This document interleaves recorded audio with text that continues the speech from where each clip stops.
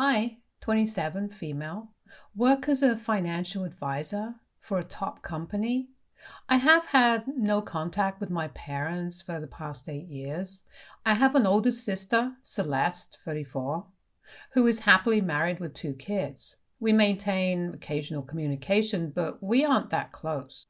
When I was just 19 years old, an incident occurred that made me cut off my parents from my life. You see, my parents are devout Catholics, the type who take their faith incredibly seriously. Throughout our upbringing, they expected both my sister and me to strictly adhere to these beliefs and follow a life path deeply rooted in their religious values. Instead of enrolling us in local schools, they chose to homeschool us. Their reasoning was that these schools didn't align closely enough with their beliefs, so they decided to take our education into their own hands. They had a very specific vision for our futures and put immense pressure on us to choose one of the following paths: to become parents and have lots of children, or to pursue a life as a nun. Our parents expected us to conform to the traditional expectations of our community, and these were the only options they deemed suitable for us.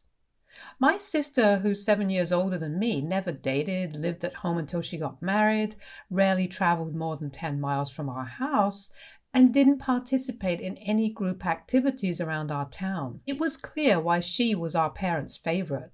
When she was just 22 years old, they arranged her marriage to Matthew, the son of my dad's friend. At her wedding, they critiqued everything from the readings to the order of events during the Mass, even though an ordained priest officiated it. Luckily for my sister, Matthew turned out to be a great guy, and Celeste has a great life with her 2 children. Seeing that my sister had to get married at such a young age, I knew I wanted a different life than hers. She might have been content, but I didn't want to follow the traditional route. I was a young woman full of dreams, ambitions, and a passion for independence. I wanted to build a career, travel, and explore the world. My vision for my life clashed head-on with the traditional expectations my parents held dear. After I graduated from high school, I really wanted to go to college, even though my parents were dead set against it. I applied to a top university in our district and was thrilled to receive a full scholarship. But when I shared the good news with my parents, they were furious. And my dad had a complete meltdown. He began to shout at me, his words filled with disapproval and frustration. My mom, on the other hand, refused to look at me. My parents couldn't understand why I wanted to go to college when they believed I should be focusing on following the traditional path they had laid out. It was a heartbreaking moment watching the people I loved the most in the world react so negatively to my pursuit of higher education. The fallout from that argument was profound. It marked the beginning of a growing divide between me and my parents for the years to come. It was clear that pursuing my dreams was not in line with their vision for my life, and this incident was the catalyst for our eventual estrangement. Starting college opened up a whole new world for me. I learned things that challenged the beliefs my parents had instilled in me throughout my upbringing. I made new friends and gained a sense of independence that I hadn't experienced before. My parents, however, struggled to accept these changes in me. They saw my newfound independence and the influence of my college experiences as a threat to the values they held dear. Our reunions during college breaks were marked by tension and misunderstandings. I felt like I was walking on eggshells trying to avoid topics that would inevitably lead to arguments. The gap between our worldviews was widening, and it was becoming increasingly difficult to bridge the divide. Despite all the changes, a part of me still longed for their acceptance, but it seemed like an elusive dream. After graduating from college, I was thrilled about the prospect of finding a job and kick-starting my career. I expressed my strong desire to pursue a career to my parents and eventually moved out of their house to follow my dreams. However, my parents were unhappy and didn't want me to pursue a job. They insisted that I should choose a life path that led to marriage and starting a family, in line with their strong principles. Our arguments got more and more intense. Emotions were running high, and they fervently urged me to reconsider my choices. When I stood my ground and refused to heed their demands, they told me to leave their house right away. I was taken aback, shocked to see them react so angrily and abruptly over a decision that brought me so much happiness. I gathered my belongings and stayed at my sister's place for a few months until I could find a new place of my own. During that time, I made a solemn promise to myself that I would never go back to my parents' house. I wanted to live life on my own terms and achieve success and happiness outside the confines of their traditional expectations. My decision to leave and pursue a career, however, deeply hurt my parents. In their eyes, I had diverged from their expectations and disregarded their wishes for me. They responded by cutting off all communication with me, and it was as if I had been exiled from their lives. Over the years, whenever I talked to my sister, I made sure not to ask about them, and she didn't mention them to me. Now, coming on to the incident in hand, I had been in a relationship with my boyfriend for the past 3 years, and he proposed to me 3 months ago. We decided to have a simple court marriage followed by a small dinner party with our close friends. I'm not a fan of big dramatic weddings, and the fact that I couldn't invite my family to the wedding was another reason for keeping it low key. Everything seemed to be going smoothly in the following days, or so I believed, until I received a call from an unknown number.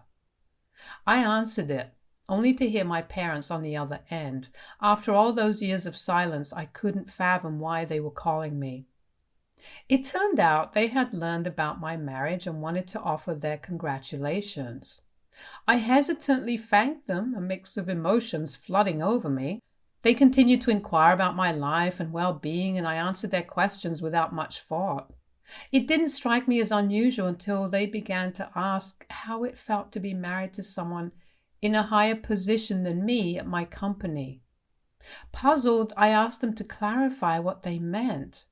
They went on to explain that they were delighted I had chosen to marry my boss. At this point, my jaw nearly hit the floor. I couldn't fathom why they would think I was married to my boss. They told me that one of their acquaintances had informed them about this and that they couldn't be happier. The whole time I remained mostly silent as they continued to chatter about how proud they were that I was finally married. My dad expressed excitement about meeting my husband and getting to know him, while my mother inquired if I planned to quit my job now that I was married with the intention of focusing on having kids and keeping my husband happy. Their assumptions left me flabbergasted. It slowly dawned on me that the sole reason they had reached out to me after 8 years was their belief that I had married my boss, which, in their minds, elevated my status in the society, and they expected me to now become a traditional wife. Their condescending tone and expectations infuriated me, but I decided to play along. I painted a picture of a life that technically was true, as I did have a comfortable life with my husband, but I added in a bunch of lies, such as having 20 housekeepers at our beck and call and living in a huge mansion with a swimming pool. My parents eagerly lapped up my story, and their excitement grew as they asked if I could arrange a meeting with my wealthy husband. Their excitement was embarrassing, considering their eagerness to reconnect with me hinged solely on the false belief that I had married my boss. While I played along and agreed to set up a meeting for the weekend, a plan was forming in my mind. I wanted to teach them a lesson, a way to make them understand the pain they had caused by refusing to talk to me for all those years, just because I didn't conform to their demands. Now, they were suddenly eager to be back in my life, all so they could boast about it in front of their community friends. It was a bitter pill to swallow, and I was determined to make them see the consequences of their actions. I talked to my husband about my plan, but he was unsure about it. He understood why I lied, but he was hesitant about starting things off on the wrong foot, since he was going to be meeting my parents for the first time. After some convincing, he finally agreed to go along with my plan. I also reached out to my boss, who was actually a female and had become a close friend to me over the years I had worked at the company. I explained the situation to her, and she found my parents' beliefs quite amusing. I asked if we could use her house for the day, and she readily agreed. I sent the location to my parents and set up the meeting they had requested. On the day, my parents arrived at the house believing they were meeting my wealthy boss, whom I was apparently married to. Their eyes widened as they took in the size of the house and the expansive lawn. My husband and I greeted them, and my dad shook my husband's hand with a bit too much enthusiasm. My mother hugged me and congratulated us on our marriage.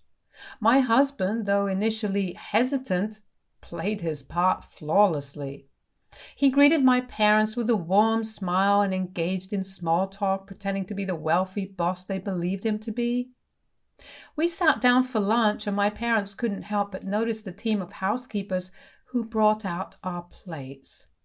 My dad started bombarding my husband with questions about the house, his assets, and how I had ended up with someone of his stature. Despite my irritation with the question, my husband, to maintain the charade, spun an intricate tale about his wealth success and a story on how we met, all part of our elaborate act. Amidst the conversation, my dad, unable to contain his curiosity, leaned in with a twinkle in his eye and asked my husband, I've always wanted to own a classic car collection. Do you have any vintage cars around that I can check out?" My husband played along, telling my dad that he indeed had a few vintage cars. They both headed off to explore my wealthy husband's car collection, which in reality belonged to my boss. Meanwhile, my mother hung back, and in a hushed tone she confided in me. We're so happy that you're married to a rich man because we have been struggling to make our house mortgage payments," she admitted. Her eyes filled with worry. "We are afraid that we might lose our home." I was left staring at her in disbelief as she continued, suggesting that now that I was married to my wealthy husband with a huge house and vintage car collection, I could convince him to help out with their mortgage payments. It hit me like a ton of bricks. The only reason my parents had reached out to me after all these years was because they believed they could benefit from my supposed rich husband's wealth. They never really cared about me at all. The realization was a bitter pill to swallow, and a rush of emotion swirled within me. As I waited for my dad and my husband to return, I could feel the tension in the air.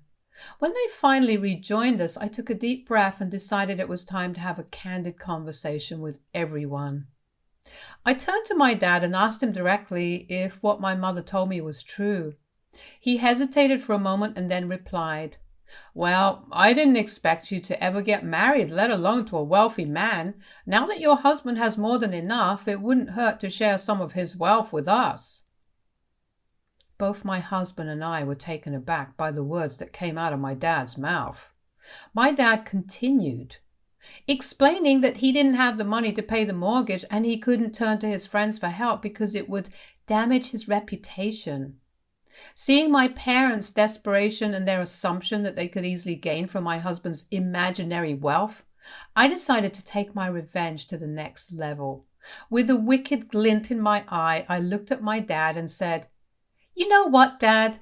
We can help you with your mortgage, but there's a condition. You must first publicly apologize to me and acknowledge that you were wrong to cut off contact with me for the past 8 years. You need to do this in front of our entire family and friends at a gathering we will organize." My parents were taken aback, but it's not like they had any option.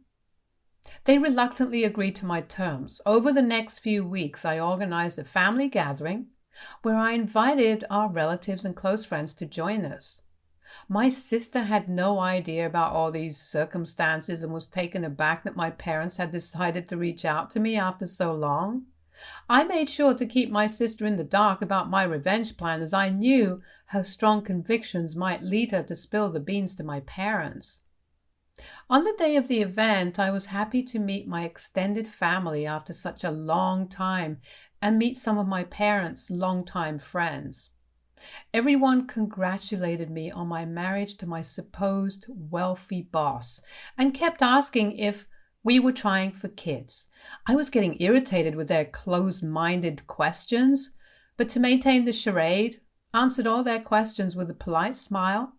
Amid the cheerful chatter, my dad decided to call everyone's attention for a toast. He rose from his seat, raising his glass high, and began by expressing his happiness to be there among family and friends. He congratulated my husband and me on our marriage. My dad continued with his speech, proclaiming his pride in how I had turned my life around and was now married to my boss.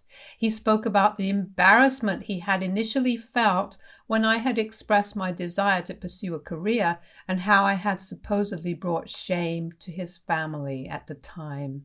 He declared that he had now chosen to forgive me because I had finally chosen the path that he and my mother had wished all along. The room remained still as his words hung in the air, and little did my dad know that this gathering was indeed about to take a turn he hadn't anticipated. As my dad concluded his speech, the room was filled with an expectant hush. Most of the guests believed I would rise to thank him for his words, but I had entirely different intentions in mind. It was time to reveal the true purpose of this gathering, to set the record straight, and to finally address the 8 years of estrangement. With all eyes on me, I began to speak. Thank you, Dad, for your kind words and for being here today. There's something I need to confess in front of everyone. As I spoke, a collective murmur rippled through the room. I'm married to my husband, I continued, but he isn't the boss of my company. My boss is actually a woman and a very close friend of mine, and it was in fact her house that you visited earlier. The wealth and the lavish lifestyle you saw, it was all a charade. Someone had lied to you that I had married my boss, and I went along with the lie just to find out your true intention. I had then insisted on having this gathering so I could reveal the truth about our family. My dad's face shifted from pride to shock, and there was a moment of stunned silence. I recounted in front of everyone how my parents had cut off contact with me for 8 years because they disapproved of my desire for independence and the pursuit of a career. But suddenly they called me out of the blue when they believed that I was now married to my boss, who was supposed to be rich. I disclosed that the real reason was that they wanted our financial help, as they couldn't afford to pay for their own house. They had reached out to me after all these years with the sole intention to leech off my rich husband and try to convince me to ask him to pay for them. It was a shocking revelation as everyone registered the truth. I went to clarify in front of everyone that although I wasn't married to my wealthy boss like my parents had assumed, my husband and I did have a very comfortable life with equally high-paying jobs. I emphasized that the comfortable life we led was a result of my decision to break free from them and pursue a career rather than rushing into marriage and motherhood. The room was filled with a mix of emotions, from surprise and disbelief to understanding and even disappointment. All eyes turned to my parents, who now appeared embarrassed and exposed. The guests started whispering to each other as my husband and I got up from our seats triumphantly and left the gathering. Our work here was done, and a sense of satisfaction washed over me. I had finally put an end to the facade my parents had maintained in front of their community all this time. All of this happened last week, and the aftermath has been quite revealing. I have been receiving numerous calls from people since the incident. While the majority of them applaud my courage in standing up to my parents and unveiling the truth in front of everyone, my sister and some relatives believe that I went too far, humiliating my parents in front of everyone. So, am I the a-hole for going along with my parents' lies about being married to my boss so I could take the ultimate revenge on them? Update 1. I appreciate all the responses to my post. After reading your comments and suggestions, I felt compelled to give my sister a call and share my perspective. I explained to her that I was only 19 years old when our parents kicked me out, leaving me with emotional scars that persisted for years. Their decision to cut me off was solely based on my desire to pursue higher education and choose a life different than what they wanted. It was an incredibly painful experience for me at such a young age. I made it clear that I never looked down on her choice to get married, but it wasn't the path I wanted to follow. I described the hurt I felt upon discovering the real reason my parents wanted to reconnect with me after all these years. I posed a question to Celeste, asking if she would ever treat her own children differently and cut them off if they made a decision she didn't like. She solemnly responded with a no. I pointed out that as a parent herself, she should understand that what my parents did to me was extremely wrong. This is why I felt compelled to teach them a lesson they wouldn't forget. My sister, after hearing my side of the story, expressed sympathy for the challenges I had faced. I had always kept my feelings to myself, so she hadn't fully grasped the extent of my struggle. Celeste admitted that she had no idea how I had felt all these years, and she understood now why I took the actions I did. While she couldn't entirely stand behind my revenge, she assured me that she wouldn't hold it against me. I was happy after my conversation with my sister. As for my parents, they haven't reached out to me since the incident, and I have no plans to initiate contact with them first. Given the way I exposed their truth, I can only imagine they are seething with anger. It remains to be seen whether they will reflect on their actions and attempt to rebuild our fractured relationship, or continue to blame me for their actions. For now, I stand by my decision to bring these issues to light and hope that they will have learned a valuable lesson. My mother reached out to me today while I was at work. She expressed how she and my father felt humiliated in front of everyone, with my father harboring anger towards me. She continued to admonish me for lying to them, but I reminded her that I had simply played along to uncover their deceitful intentions.